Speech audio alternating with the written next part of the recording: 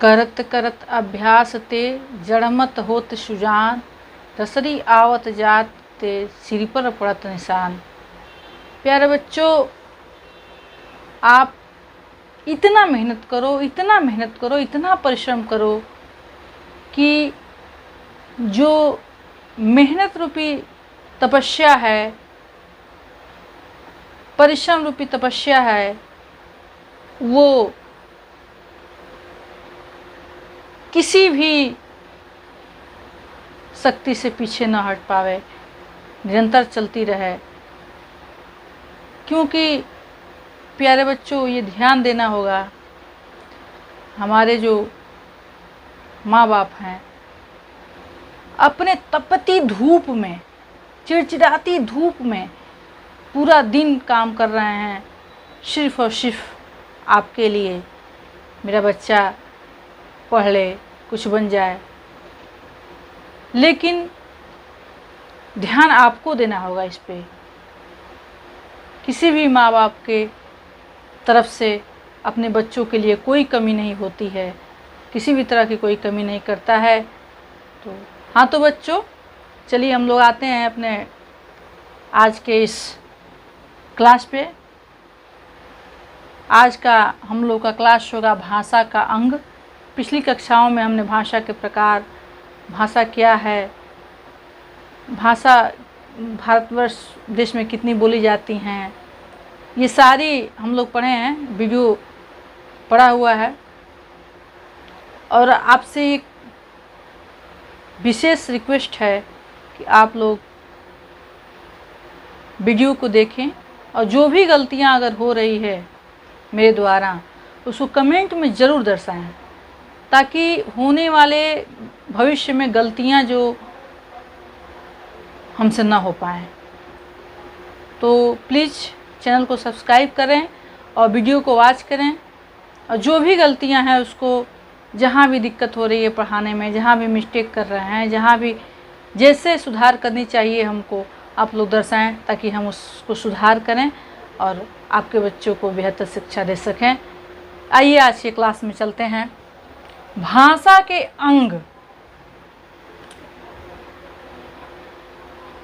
तो भाषा जो है वो वर्णों, शब्दों तथा वाक्यों के,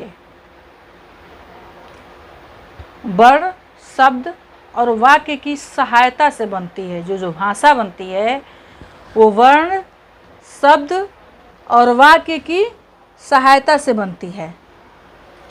भाषा के 3 अंग हैं, मुख्य रूप से भाषा के 3 अंग हैं, अंग जो यहाँ दर्शाए हुए हैं। भाषा का पहला जो अंग है वह अक्षर या वर्ण, लेटर। दूसरा हो जाएगा शब्द, वर्ड्स, और तीसरा हो जाएगा वाक्य, सेंटेंस। जो अक्षर या वर्ण, चलिए इस पे हम चर्चा करते हैं। अक्षर या वर्ण वह छोटी सी ध्वनि है। अक्षर या वर्ण जो है वह एक छोटी सी ध्वनि है जिसके टुकड़े नहीं हो सकते हैं, जिसके टुकड़े नहीं हो सकते हैं। मान लीजिए कि यहाँ हमने अ लिखा, अ को टुकड़ा कर सकते हैं? नहीं न कर सकते हैं। आ लिखा, इसका टुकड़ा कर सकते हैं? नहीं कर सकते हैं। तो सिंपल ही हम जानेंगे कि अक्षर या वर्ण वह छोटी सी ध्वनि है जिसके कभी टुकड़े नहीं किए जा सकते, उसको खंडित नहीं किया जा सकता। वो अपने आप में अक्षर है। अक्षर जो है वो अपने आप में है। दूसरा हमारा टॉपिक होगा क्लियर। चलिए आगे बढ़ते हैं। शब्द। शब्द जो है वो वर्णों या अक्षरों के सार्थक समूह को शब्द कहते हैं। वर्णों और अक्षरों के सार्थक समूह, वर्ण और अक्षर हैं, इसके सार्थक समूह को शब्द कहते हैं। जैसे मान लीजिए हमने लिख दिया, यहाँ मोहन लिख दिया, सोहन लिख दिया, चाहे मान लीजिए विद्यालय लिख दिया,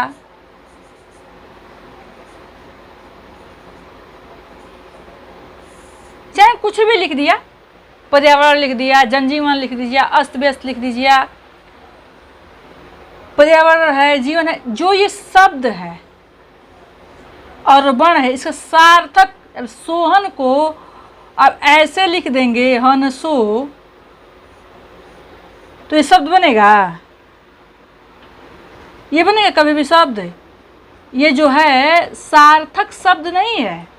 वर्ण का जो सार्थक मेल है, ये सार्थक जो इसका मेल है, जो क्रमागत होती है, वो सही नहीं है, तो ये शब्द नहीं बनेगा। अक्षर और वर्ण, उसका जब हम सार्थक समूह बनाएंगे, उसी को हम क्या कहेंगे? शब्द कहेंगे। तो अक्षर या वर्ण कंफर्म हो गया, वर्ड्स हमारे शब्द जो हैं वो कंफर्म हो गए। चलिए आइए हम लोग आते हैं वाक्य पे, सेंटेंस।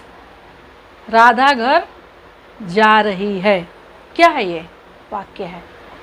राधा क्या है? शब्द है। र क्या है? अक्षर है। र अक्षर हो गया, राधा शब्द हो गया, राधा घर जा रही है, ये क्या हो गया? यहाँ पे ये सेंटेंस हो गया, वाक्य हो गया। तो प्यारे बच्चों, जहाँ पर शब्दों के सार्थक समूह को वाक्य कहते हैं। ध्यान दीजिए, शब्दों के सार्थक समूह को क्या बोलते हैं? वाक्य बोलते हैं, सेंटेंस बोलते हैं। मान लीजिए राधा स्कूल जा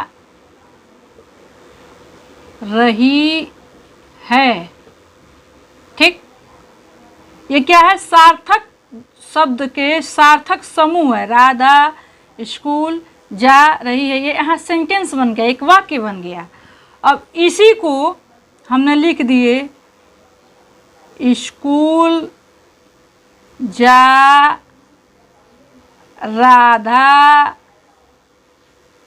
है रही, तो क्या होगा? ये निरर्थक शब्द हो जाएगा। ये जो शब्दों का जो सार्थक समूह है, ये समूह ही निरर्थक हो जाएगा, सार्थक नहीं रहेगा ये। तो यहाँ सेंटेंस नहीं बन रहा है, ये गलत हो जाएगा।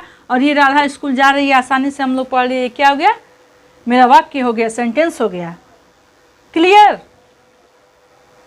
चलिए आगे बढ़ते हैं हम लोग। इसी में है बोली।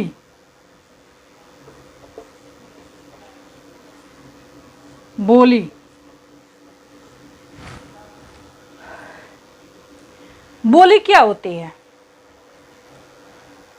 बोली क्या होती है? जो किसी विशेष क्षेत्र में बोली जाने वाली भाषा बोली कहलाती है। जैसे मान लीजिए हम लोग हिंदी बोलते हैं, यहाँ भोजपुरी भी बोल रहे हैं। भोजपुरी बोला था नहीं, ये क्या हुआ? भोजपुरी हो गया। तो ऐसे ही मगही है, अवधी है, ये क्या है? ये बोलियां हैं, इसको बोली बोलते हैं, जो किसी विशेष क्षेत्र में ही बोली जाती हैं। जैसे यूपी बिहार में जाएंगे तो भोजपुरी है, अवध की तरफ बढ़ेंगे तो उधर अवधी है। ऐसे ही मगही है, मरवाड़ी है, ये सब क्या है? ये बोली हैं। उपभाषा, अगला हम समझेंगे उपभाषा।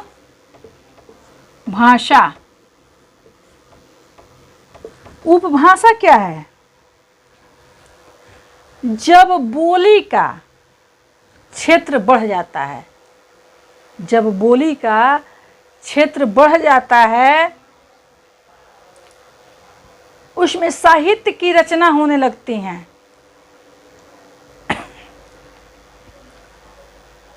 वो उपभाषा कहलाती है। आइए हम लोग पढ़ते हैं उपभाषा। जब बोली का क्षेत्र बढ़ जाता है, उसमें साहित्य की रचना होने लगती है, उसे हम उपभाषा कहते हैं।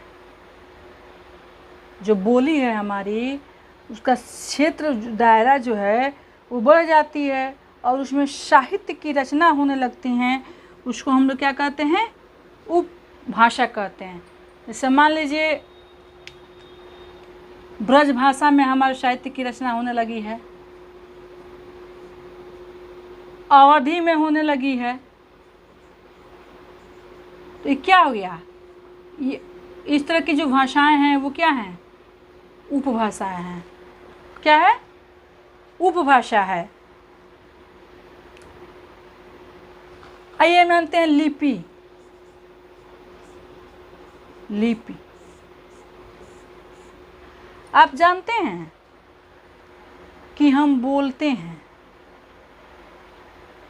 हम जो बोलते हैं तो बोलते समय एक कुछ मतलब ध्वनि का प्रयोग करते हैं, और वो जो ध्वनि है उसका जब उच्चारण हम लोग कहते हैं, उस उच्चारण को क्या बोलते हैं? हम लोग वर्ण बोलते हैं। जैसे मान लीजिए हमने यहाँ औ, तो ये जो ध्वनि निकल रही है, जो निकल रही है, ये क्या है? ये ध्वनियाँ ही वर्ण कहलाती हैं।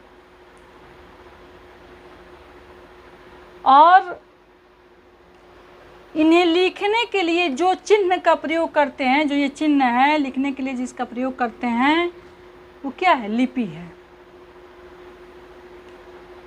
वो चिन्ह जो है लिपि है। मान लीजिए हिंदी भाषा है, संस्कृत है, इसका लिपि क्या है? इसकी लिपि देवनागरी लिपि है। हिंदी या संस्कृत जो है उस किस लिपि में हम लोग लिखते हैं? देवनागरी लिपि में लिखते हैं। ठीक है। ऐसे ही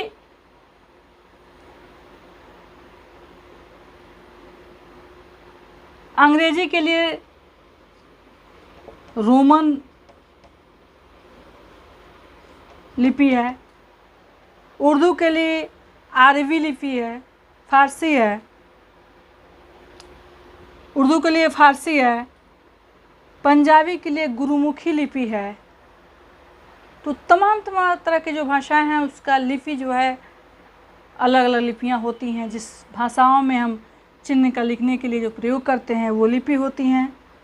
एक तरह से लिपि की जो परिभाषा है वो हम ऐसे समझ सकते हैं कि भाषा की ध्वनियों को लिख कर प्रकट करने के लिए निश्चित किए गए चिन्ह को लिपि कहते हैं। भाषा के ध्वनियों को लिख कर प्रकट करने के लिए निश्चित किए गए चिन्ह को लिपि कहते हैं। कन्फर्म? प्यारे दोस्तों, आज का ये क्लास यहीं समाप्त होता है और मैं आपसे निवेदन करना चाहूँगी कि आप